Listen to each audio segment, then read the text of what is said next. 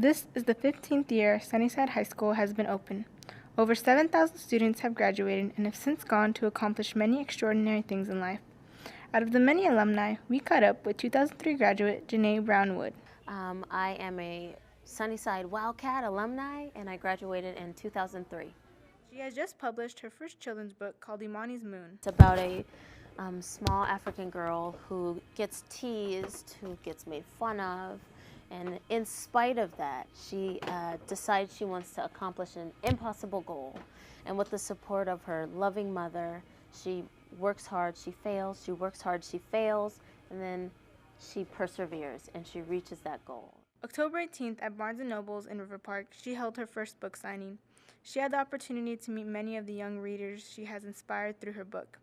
Although the story may take place far from Fresno, JaNay Brown used her personal journey and experience from Sunnyside as inspiration. Getting books published is difficult. You get way more no's than you get yeses. But I had to keep working hard, keep persevering, and then look, right? Dreams come true. So I think that's, again, a really strong message that I even myself relate to.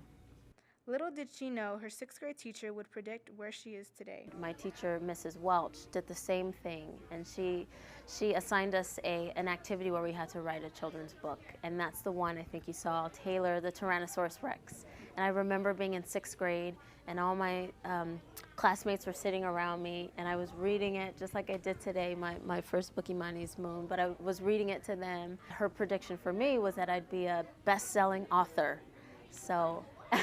As I look back through her years at Sunnyside, I discovered she was very involved in other activities as well. I loved every aspect of Sunnyside. I loved the rallies where we got to scream our heads off for our class. I was a part of leadership, which was probably one of the highlights for me. I loved, I had Mr. Lyles actually as my leadership teacher, and he was wonderful. I played sports all the way through. I did track one year, I did basketball, volleyball, swimming, so I got to build some great relationships with teammates then. I did some drama.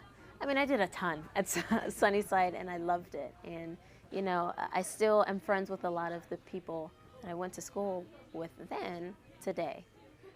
One special lesson she learned while at Sunnyside she has taken and still uses throughout her life today.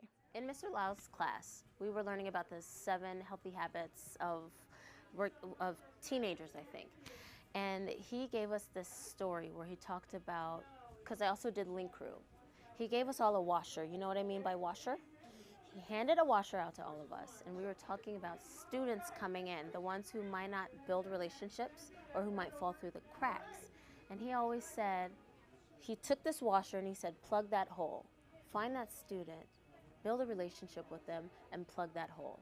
So to this day, I still have that washer on my keys, and it reminds me, how can I help others in need? How can I plug that hole? So that is something that definitely stays with me, even to this day. Her journey may have been long and tedious, but in the end paid off to where she is now. I'm a professor of early childhood education at a community college in Sacramento called American River College. But all along, all of that, I was also building my craft of writing, which had been something that I loved ever since I was a little girl. With the success of her very first book, the plans for another are in the near future. I have another contract with Charles Bridge, who is the publishing house that published Imani. And it's another picture book. It's called Grandma's Tiny House, and it's due to come out 2016, I believe August 2016.